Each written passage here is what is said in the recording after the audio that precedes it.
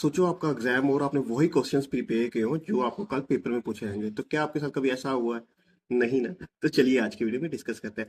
जब भी हम मशीन लर्निंग में डेटा मॉडल को ट्रेन होने के लिए देते हैं तो हम भी उसको स्प्लिट कर लेते हैं ट्रेनिंग टेस्टिंग में। अब इसमें क्या होता है कि हम मोस्टली जो रेशियो यूज कर रहे होते हैं 80-20 या 70-30 का यूज कर रहे होते हैं।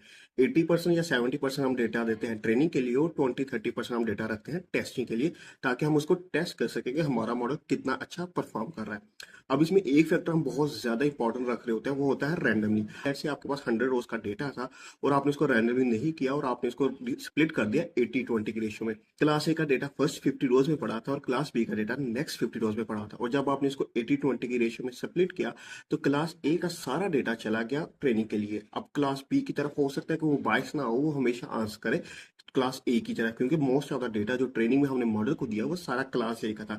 इसलिए हम यूज कर रहे होते हैं रैंडमली। 42 स्टेट हम कोई भी यूज कर सकते हैं, लेकिन मोस्टली हम 42 को यूज कर रहे होते हैं। इसलिए यूज करते हैं ताकि हम डेटा को शफल कर सके, कि ऐसा ना हो कि हम एक ही क्लास पे डेटा पे ज्यादा ट्रेन करते हैं जिसकी वजह से मॉडल बायस हो जाए, और जो रिमेनिंग डेटा होता है वो भी शफल हुआ होता है। उससे हमें ये पता लग सकता है कि हमारा जो मॉडल ट्रेन हुआ है उस डेटा के ऊपर वो कितना एक्यूरेट है।